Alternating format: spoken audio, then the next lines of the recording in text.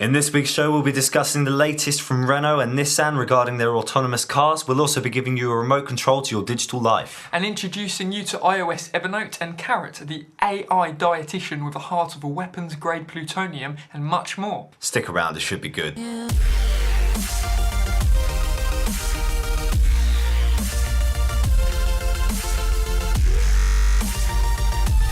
First off, let's meet Carrot, the AI construct with the heart of weapons-grade plutonium. I don't think it's really AI, is it? No. Before we start, I'd just like to add, as always, this episode is not sponsored, nor have we been compensated in any way to do this. This is just an app we thought was really a lot of fun and that we could share the experience with you. So this week we're starting with something a little bit different. We're starting with a few minutes of a Let's Play with the Carrot app. So after watching humans indiscriminately stuff their chubby faces for far too long, the unusually named Carrot has scienced up a calorie counter that will reward you for healthy eating while also punish you for overindulging. This can only be described as the freshest and most original take on a fitness app I've ever experienced. Okay, so on the surface it's just an app that scans barcodes and logs your calorie intake just like any other calorie counter. But it's actually quite a lot of fun, and this is for fans of the game Portal 2, I think, more than anything. It's sort of a cocky artificial intelligence that will tell you off. So let's have a quick listen to some of the... I'm just opening app now for the first time. Let's have a quick listen through. Greetings, meatbag. I, Carrot, am your new arbiter of food intake. In order to compute how many calories you should be stuffing into your oral cavity, I must interrogate you. Truthful responses are advised. Now, do you self-identify as male, female, or squirrel? Well, I actually self-identify as a squirrel, but I was born a man, so I guess for the purposes of this podcast, we'll go man. Response accepted. On what date did you get pushed screaming out of your mother's womb? In the interest of Privacy, we won't reveal the exact date and time of my birth. You don't look a day under 30. I'm 20, thank you. How tall is that lovely endoskeleton that's hiding under your flesh? Okay, so I'm 6'4". A couple microns off, be precise. Exactly how much does your carcass weigh? Lie probability, 97%. Tell the truth. I am starting to run low on Avatar clones. So what happens every time I type in something that it believes is probably untrue, which it actually is true. I weigh 14 stone 3. It comes up with a calculation of how likely I am to be lying, and it kills my avatar. Through electrocution. Yeah, it's pretty evil. So I'm going to click no, I'm not lying. Fine. Last question. How active are you during the course of a typical day? Here's a hint. If you work a meaningless desk job with no regular exercise, select sedentary. Active. You're on your feet all day at work and you exercise a few times a week. Think nurse or male nurse. Your daily calorie limit is 3,124. Whatever you do, do not exceed this target. Shall we begin? Let's put some meat on your new avatar's bones. Poke my ocular sensor to log a food item. See, now that's a lot of fun because the whole purpose of this app is actually to follow the whole idea of it just being a weight tracker, but the way they've added this new dimension to it to gamify it, actually making it a lot of fun and short-term rewarding to play rather than, actually losing weight or gaining weight is a long-term goal.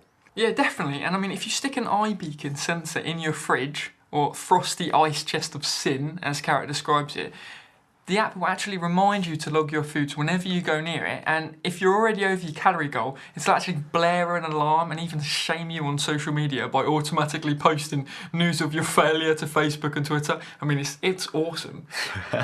The actual voice of this person and the way it communicates with you is actually maintaining your weight in the app and the avatar as well. So getting this is a great way to visualize your actual goals and how to succeed. Yeah, because I mean, weight loss is definitely a long-term thing, and people need both short and long-term results and feedback to stick to a goal, maintain something like this. And I think, the app does a great job of that. It keeps you motivated. I highly recommend you go check it out because it's got this awesome flat graphic designs on it. It's a free app is the best thing. I think it's hilarious that if you go over your calorie goal too many times, the app reverts to a full screen ads as punishment. Yeah. I mean, it's brilliant. It's brilliant. And I'd actually say that this app is the best deterrent to overeating known to man. I mean, we're going to go that far. So at the bottom of the app, it comes up with these really good fun fake adverts. It has a sort of fake Android looking logo in the bottom right corner. And you can click on these, what would usually be a boring part of the screen where the Google ads come up or whatever. But you can click it and it will say something like this. What? We all know hipsters have got it coming. That's when you click to fulfill your civic duty of kicking a hipster. It's quite an advert. Yeah. So yeah, great little app. Moving on to something a little bit more serious now, we're talking about autonomous cars. So last night we actually got to speak to Carlos Ghosn, the president and CEO of Renault and Nissan via Reddit. Now, Carlos pledged that he and his team would bring autonomous driving vehicles to market by 2020. And live on Reddit last night, he announced that him and his team are on track to do just that. Carlos opened his Ask Me Anything subreddit by saying, I am Carlos Ghosn, the president and CEO of Renault and Nissan. Over a year ago, I made a pledge that would bring autonomous driving vehicles to market by 2020.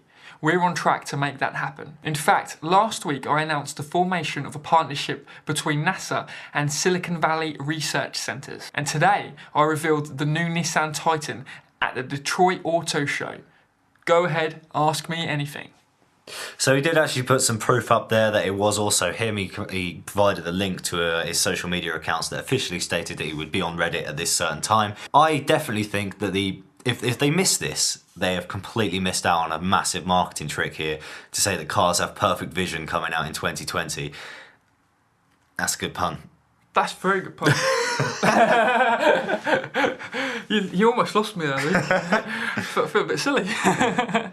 2020, cars with vision. And you know what? He asked just 20 questions. There's a 20 theme going on here, absolutely. I think that the Ask Me Anything was slightly overstated because of that, because he did only answer 20 questions, despite there being 7 million users subscribed to the subreddit page. I mean, there was a huge amount going on that page last night. It was incredible. And he did have some interesting things to say, including the difference between autonomous and driverless cars, which I think is a really important point. We are much more involved in autonomous drive. The driver is still in the car, but we want to make sure the driver's experience is less stressful. We are giving more power to the driver to make the driver's experience more pleasant. He also said, you have two different ways of autonomous drive. To make it simple, wave 1 is valet parking. Wave 2 is autonomous driving on highways without passing, and wave 3 would be city driving. Customer acceptance for the first waves is very high. Regulators are going to be much tougher to allow taking hands off the wheel or eyes off the road.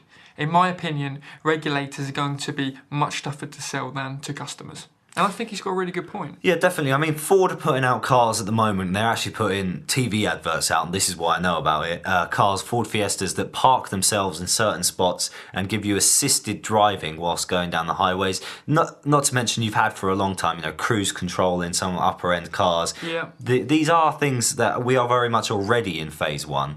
As soon as it becomes financially viable and passed down to people who buy second-hand cars, it will become more of a socially known thing. Because of that, more accepted. Yeah, I mean, like you said, really with cruise control, it sums up really. Cruise control is a form of autonomous driving. Yeah. We're there, and we've been there for 20 years. 20 years, yeah, exactly. This is just an evolution of that. And he also explained that the Google car is much more of a driverless car than an autonomous car, and so it's much more suited to providing an economic purpose. And he really cleverly distinguishes between a customer-based vehicle and an economic one. And just to throw something in there, I think that one of the main things about self-driving cars is people like driving cars. Just people in general, they quite enjoy driving cars. However, from a business point of view, it would be very, very useful to industrially use Google self-driving cars and things like this. Forklift truck drivers. Sorry guys, you're probably out of a job in a few years' time. Same goes for quarry drivers, heavy goods vehicles, things like that. In fact, heavy goods vehicles will probably be assisted driving for a long time, like we said a couple of weeks ago. Autonomous cars, I think, is going to be the main part for consumers. yeah, absolutely. I mean, he used the example of Uber being able to drive their cars without drivers as an economic purpose for a driverless Google car. And I mean, he's by no way stating that, we're all going to have driverless cars in the future, because as you've quite rightly said, Luke. He put Jeremy Clarkson out of a job. Yeah, exactly. People enjoy driving and they like seeing Jeremy Clarkson, But yeah, I mean, this is something we've long speculated. Driverless cars, economic purpose, automated cars for pleasure. to basically make your life easier. Yeah, at the moment, a few of my friends have cars that tell you what gear to be in. That won't be a big development for people over in the States because they all use automatic cars, to my knowledge anyway. But over here, we've started already integrating these features that tell you what to do. I mean, another interesting point that Carlos came up was that he said that if you ask people today, what's the best-selling electric car, many people will say the Tesla. But really, it's the Nissan Leaf, by far, he says. But because of Tesla's marketing strategy, it's more visible to the public, so they appear the leaders. And I don't know if that's admitting from Nissan's point of view that they've failed on the marketing front, or whether that's saying that they've actually done really well and they didn't need as much marketing towards it. But either way, it doesn't sound like a good thing for him to be saying. I suppose, I mean, I guess he was trying to be as open and honest as possible, because Reddit has kind of a culture for this with these Ask Me Anything. The hosts, if you like, are supposed to be as open and honest as possible, and he was criticised quite a lot for only answering 20 questions and being very selective of the questions he was answering. So I suppose that was trying to remedy this, trying to make it look less of a promotional campaign for Nissan, for Renault. Either way, yeah, it's very interesting. And I mean, we watched the concept video for the Mercedes F015 automated car, didn't we? Yes. What on earth was all that about? That was some pretty crazy stuff. The weird thing about that Mercedes video, and I recommend you go and watch it so you know what I'm about to talk about, but the weird thing was, despite the fact it was only a concept video, the car's interface lagged. It did, yeah, it did. Which really didn't put me on self-driving cars very much. Yeah. So imagine on the inside of this car door was a huge touchscreen. The passenger could select even, the views that they could see outside, or the simulated views of outside on these touchscreen doors. But within their concept video, they were actually lagging. So he's trying to move these controls and there's sort of a 2-second delay. I thought, if there's a 2-second delay on the screen, if a deer runs out in front of this car, what's he going to do? Yeah. But yeah, it's a really good video. The car does look a bit like a silverfish on wheels that's been sort of pumped up with steroids. It's really strange. Well, it's just a designer thing, isn't it? They like to go with fads, and to predict what the future's going to be is to predict what the fads are going to be, and it's just not reliable or realistic to say what's going to be around. A machined aluminium car that's just one single piece. It looked like an iPhone on wheels, really, didn't it? Let's face it. Well, moving on, we've had a really interesting email from one of our listeners. Up until now, we've always replied to listeners via our Twitter or via emails off of the show. But we decided, following this email, we'll actually put in a weekly segment where you can write into us and we can talk through whatever your concerns are regarding the technology industry as a whole. So this letter starts off. Hey guys, great podcast. It's worth listening to every week. I have a point which may be good to discuss on the show. My 12-year-old son recently set up a Google account so that he could set up a YouTube account. When asked for his date of birth, he put the year 1800 and it was accepted. I'm sure he is no different to most kids, and I'm sure I would have done the same thing at his age. My point is, are the big companies doing enough to look after kids online? And what is the point of stopping young people when you can just change your date of birth? Why not be honest with the account setup? If this is a legal requirement, should the law be changed? I wonder if there is a limit to how old you can be. Regards, Mark. Well, I always think there's a danger in asking laws to be changed in order to fit these kind of things, because whilst you're making safe restrictions for your children, you're actually putting restrictions on people who don't have children and people who just want to live their lives kind of thing, and you're putting them through this extra effort. Now, in terms of the age required to make a Google account, the reason that it's actually that age is due to a whole bunch of legal reasons that I'm sure Cameron can take you through. Yeah, sure. I've done a little bit of research on this because it's something that really interests me too. How does the internet actually work? What laws apply? And what is the reasoning behind these seemingly, completely pointless obstacles that are put in the way, which they're not even really obstacles, are they? If you can put your date of birth as 1800, why is that even an option? It boils down to a couple of things. So, first, Mark, thank you very much for writing in. I really do think it's a great point, and you're spot on. There are actually some quite stringent legal requirements on websites which provide content to children, and due to these difficult requirements, It effectively enforces an artificial internet-wide age limit because companies simply cannot do what lawmakers are asking. So in the US, this is the Children's Online Privacy Protection Act of 1998, which applies to the online collection of personal information of people under the age of 13. Now, this law describes when and how a website operator must seek viable consent from a parent or guardian and what responsibilities that operator has in regards to protecting children's privacy and safety online, including restrictions on marketing to those under 13. Now, what this basically means from a commercial standpoint is that although there are no direct laws preventing companies from providing online services such as YouTube to anyone under 13 years of age, the amount of cash and work actually involved to comply with these laws just doesn't make it a financially viable option. It's far more easier for companies to superficially bar under 13s from their services in order to comply with the laws. Now, one of your concerns may be that on some adult websites, they literally only ask you for "Are you over 18, yes or no?" tick box to enter the website. And that'll take you to Wikipedia or whatever to learn about something, I don't know. But I would say make sure you have child restriction logs on your computer if you are somebody who really cares about parental guidance in that way. It's very difficult because most websites are only a small team of people. They're not these massive corporations, despite the fact that, you know, one or two of them, the major ones, are now. But if you're really worried about what your children are looking at online, make sure you buy yourself a really, really safe parental guidance. And there's lots of great ones out there. I won't recommend any personally because I don't have any children myself, so I'll find it difficult to actually give you the exact ones that I would recommend. I think that a lot of people see it as the law's fault if a child gets onto a certain website, but what you've got to bear in mind is these are not corporations that are an extension of the government. Most of them are small companies that just 2 or 3 people that they're almost ignorant to it in many ways, and they find it difficult to have to go through all these laws. And if I was setting up a website today for the first time, I certainly wouldn't know this law out of nowhere. I don't have a legal team in my brain. So it's more important that you as an adult or as a parent look after how your child interacts online in the same way it would be that the council aren't in charge of your child when they go to the park. You still are. I think that a lot of lawmakers are underestimating the level of digital literacy that kids under 13 actually have. Because, I mean, they don't need their parents to sign them up for an account because they can work out how to do it themselves. And it's really not that difficult for children to make up stories about the details. I mean, they've all got about 50 alter egos anyway. To put their age as 1800 and pretend they're a female called Sally, you know, it's not a big deal.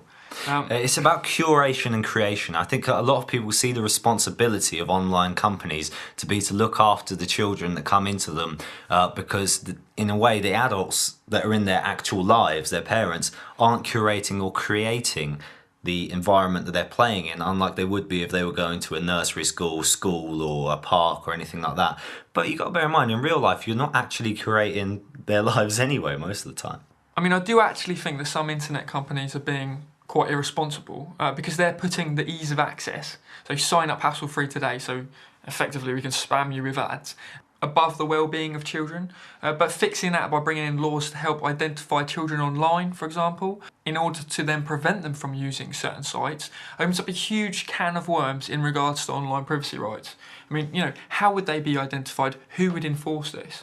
Well, I think a part of the genius of what your son has stumbled on here is that he's put his age as being born in 1800. He's still not being advertised to in the same way that young children aren't, because nobody's paying for content that's specifically advertised to over 100-year-olds.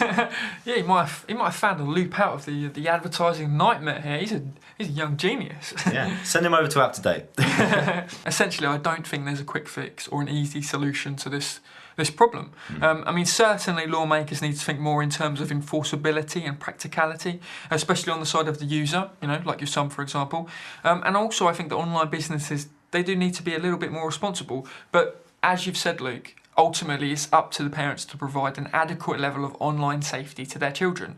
And I mean, certainly in light of what has happened in Paris recently, freedom of expression, online or otherwise, needs to be protected. And to do that, we need to maintain strong privacy laws, but naturally we also need to protect ourselves and our families, which that kind of freedom and open society attracts. And that protection has to be the responsibility of the individual. It can't be left to governments or corporations because, I mean, well, most of the time they're just not trustworthy or they're not capable. Yeah, I disagree with you a little bit there. I believe that maybe for the corporations, maybe some sort of glass ceiling, that they should take responsibility, i.e. Google and Apple should somehow take responsibility for a certain amount. I'm somebody who thoroughly believes that you should put more restrictions on the people with the power and not the powerless. So I guess the corporations would be the ones that need more restrictions, whereas the independent companies and the parents of the children, there shouldn't be any legal requirement, but they should do their bit. You know, I'm kind of expecting for a lot of people to disagree with me on this one. I mean, I still do think it's up to parents to look after kids online and not corporations. For example, a child going on the internet unaccompanied is in many ways the same as them going outside in the real world. I mean, if something happens to that child while they're outside, it's the responsibility of the parent or guardian who allowed or enabled them to do so unaccompanied in the first place. I mean, you know, as I've said, you can't rely on people sharing your view on what's right and what's wrong. And the tools that you need for this type of protection, they're out there. You don't need to rely on a corporation. You don't need to rely on the government. You can rely on yourself. And I think relying on yourself is the best answer to any problem. We've got a few, haven't we, actually? I've got a few recommendations here. And one of them is the Google Chrome plugin, the Google Chrome Parental Control plugin. And there, I mean, there's hundreds, absolutely hundreds of parental control routers that are available. And the same goes for smartphones. And I mean, these include customizable content filtering and rule violation and notifications to parents. So if you block certain sites and your kids find, you know, a way of getting around it, because I mean, that's a really common excuse. Oh, what's the point of setting up parental control? They can get around it. Well, if they do, you get a notification and then you can enforce it. You have to, you know, it's the same as going outside. You can't rely on your kids to be safe. I know exactly what you mean. In so many ways, it follows the sort of narrative of a fairy tale. A child going on their own into the internet is like a child going on their own into the woods. Yeah, absolutely. They're going to come across some wolves, and you need to be the ranger, or depending on what part of the world you come for, lumberjack who goes in and saves them. Absolutely. That's a really great example there, actually, Luke. I mean, it's all very bleak, but yeah, I hope that answers your question, Mark, and thank you very much for writing in. Oh, and linked to that, we've got an interesting piece of news about Facebook, haven't we? Oh yeah, I've totally forgotten about this. Facebook have begun placing warnings over videos posting on its site stating their content might shock, offend and upset if viewed. The alert prevents the videos from automatically playing in feeds unless they are clicked, unlike other clips, which at the moment load up if you're on your Wi-Fi data. Which can be very annoying, and the site is also preventing graphic videos and photos being shown to any user who has identified themselves as under 18 years old. So, you know, some corporations are out there doing something, and this move actually follows from pressure from Facebook's own safety advisors, so it wasn't the government. Fantastic news that Facebook will take it on themselves to take the responsibility without having to be told to do so. Yeah, well said. So Apple has sold over 500,000 iPhones in India. That is huge. Yeah, well, in the land where there are more smartphones than toothbrushes, and I've said this before, and I really hope nobody finds that offensive, because it's not meant as an offensive term whatsoever. It's literal. It's literal, yeah. It's a really shocking statistic, actually. It really is incredible. Apple have sold 500,000 units of the iPhone 6 and iPhone 6 Plus in India between October and December last year. So, I mean, wow. I think this shows and speaks a lot about the way developing countries are taking up technology and the way they're actually beginning to interact with technology. I read the other day, not so much a developing country of course, but China actually used the most internet usage out of anybody else in the world, and all of the Asian countries put together use more than 75% of internet data usage. Wow, I had no idea it was that many. Yeah. That's huge. I believe that figure came from quite an unreliable source, but at the same time, oh, he's got a bit of internet hearsay for the show. yeah, it wasn't Wikipedia, so it might be true. It might be true. Yeah. Well, following the huge success of the iPhone in India, Apple India are now planning to halve the credit period it gives to retailers to 7 days and reduce their retail margins. A move that will allow the company to come up with more offers for consumers, including finance schemes, in an aggressive move that's seemingly taking advantage of the surge in iPhone sales. And talking of India, we've had a bit of a surge in likes coming from India on our new Facebook page, haven't we? So actually we started our Facebook page this week. We've never had a Facebook page up until this point, which is quite an embarrassing thing to say for a technology show that speaks so often about Facebook. We've had Twitter for a long time, but we've always thought that Facebook is this harsh environment for actually getting your message out to people, so we've sort of steered away from it. But now we've actually got an audience. we feel like now's the time to step onto Facebook. So if you want to find us, we are the Up to Date Podcast. So make sure you come find us, like the page. We've actually had, I think it's almost 500 likes from India alone in the last 48 hours, so that's pretty impressive. Yeah, go India. Yeah, go guys. We'll have to go to India actually and do try out one of these Uber rickshaws. I think we'll actually have to go to India and do a live iOS Up to Date show. I'd love to be able to do some sort of technology talk in a live conference format. That'd be amazing. If there are any Indian listeners out there who might be able to hook us up with some tech groups in India, send us a message. We'll put it on Facebook. Or you can go to uptodatepodcast.freedeal.co.uk and fill out our mail form to let us know. Now, I tested a really interesting app a few weeks ago, which was a desktop gaming app from my iPad. So I could use my iPad to play games on the PC remotely. It was amazing. But Google have launched a new iOS application that will allow users to control their desktops from their iOS devices. So I don't think at the moment it's quite powerful enough to actually stream games through all the time or anything like that, but it's a great step in the right direction. Chrome Remote Desktop for iOS has been long awaited for about 9 months now, after the initial medium success of the Android equivalent launch. Google said that its iOS counterpart would be launched at the end of 2014, so I guess they missed their deadline a little bit, but maybe the dog ate the first code, I don't know. The app allows you to view and operate your home computer via the Chrome browser that you have loaded onto your computer. I know a lot of people will be thinking at this point, what's stopping other people from just accessing your computer then? But don't worry, it's relatively secure. To make it work and work with your computer, you'll need to go through a 2-step authentication. The first one is logging into your Google account. The second is to enter a 16-digit code on both devices. Now this is similar to a feature that was actually on the late Windows Live Messenger, if you remember. It was called Remote Access, and you could access other people's desktops in order to assist them with maintenance of their computer or fix problems. And you can actually do that the same way as you could on there through this app. That being said, the only way other people, third parties, can control your app is to go through their own computer, so they can't do it from their phones. So Luke, what if you're running iOS 8 in Yosemite? Because I mean, we know there's been a few issues with that recently.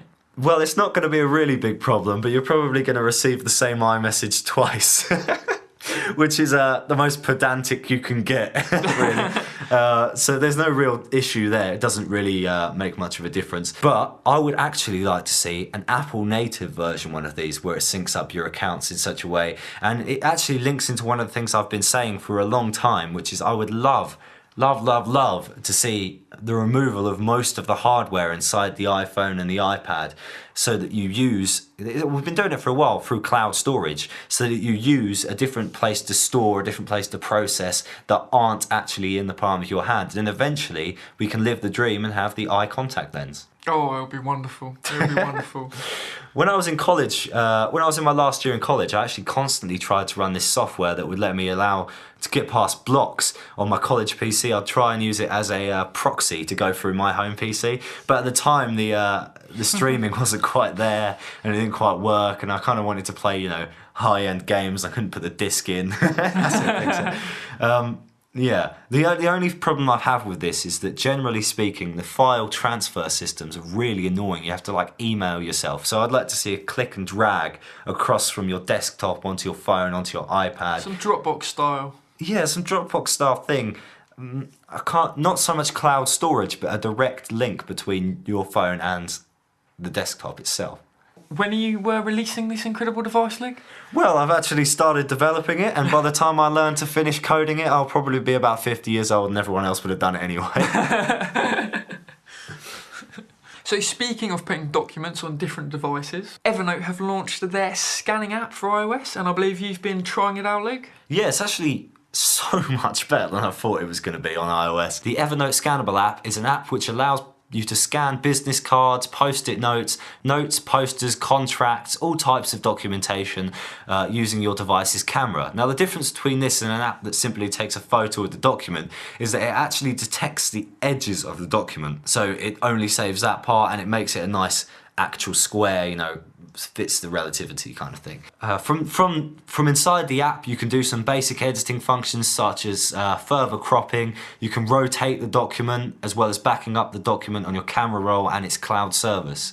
Now, the scanning technology is hardly what you would call, new. You've had scanners for years. Heck, you've had fax machines for years, you know. But to have it available at any time on your mobile phone is really, really a handy thing to have, in my opinion. So having said that, here are some downsides and improvements I think that could be added to this app. So multi-page documents. At the moment, you can create a multi-page document, but it's not quite intuitive enough, I would say. I don't know if you've played with the app at all, but it is a bit cloudy on how to do stuff like that. Exporting to PDF files, it's the absolute most essential thing I can think of when sending documentation and contracts across to people using PDF files. You cannot export in PDF in this app, and I think that's a massive shame. So what does it save them, as a JPEG or a PNG? Or? Yeah, I believe it actually just saves them as a photo, which is kind of annoying. You know, I want it to expand on this app. I would like to see in terms of typed text, I would like to see it manage to write the transcript, you know, recognise the font size, recognise the font, put it down on a new written PDF document. But I guess we're still a little bit far away from that in the consumer market. Saying that, there is this awesome feature which I love, which you can extract information from a business card. So it does recognise some text. You can extract information from a business card and then save that as a contact and then get their display photo from LinkedIn. That's very clever, wow. Yeah. The only thing you have to do that is have a LinkedIn account, of course, be connected to them and log in via the app. Now, at the moment, if you're using an Android or any other device, you can't get this app, but you can get it on your PC and your desktop or whatever, but hopefully in the near future we'll be seeing it on Android. And whenever the new Windows Phone adaptation, which will happen this year, I'm sure it'll be on there as well. Yeah, well, our bets are still on. Our bets are still on. And moving on from there, Apple have announced record App Store sales for the first week of 2015, with New Year's Day the largest day in sales history on the App Store ever. This week it was announced that iOS users have spent nearly $500 million on apps and in-app purchases within the first week of 2015 alone. That's the highest volume recorded by Apple since the store was originally opened 7 years ago. But that's not all. Apple's plans to release the smartwatch later this spring is very likely going to see thousands of new apps on the App Store specifically for that device. And as a result, that's more app sales. Yeah, definitely. I think the watch kit is a lot better than people have been giving it credit for, and I look forward to seeing what people have been building. And I can only hope that sometime in the next 3 years I'm going to get one of these things. As popular as it is, Apple is still actually underselling Google Play Store. Google Play have actually got 2 billion devices running from its free Android software, which is pretty amazing, whereas Apple have obviously only sold about 828 million devices since 2007 release of the iPhone, which isn't bad for a single phone, whereas, you know, Google Android, that's hundreds of different types of phone. To have a third of a market share on one phone is pretty rad. It's very impressive, yeah. So ending it on that little bit of 90s slang, we're coming to the end of the show. I have been Luke Besson. And I've been Cameron Norris. Make sure you subscribe to our newsletter on our website, aptodatepodcast.3deal.co.uk. We look forward to seeing you. And make sure you write in, because if we don't get another write in next week, we're going to look like a right pair of idiots. I'll have to send a fake one in. At iOS App News 24 on Twitter. And the Up to Date Podcast on Facebook. Like our page.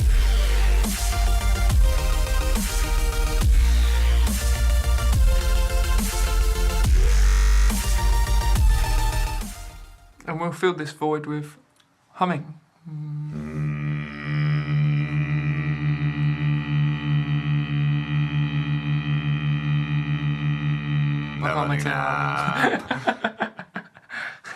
That's pretty good. Sounds alright though. It did.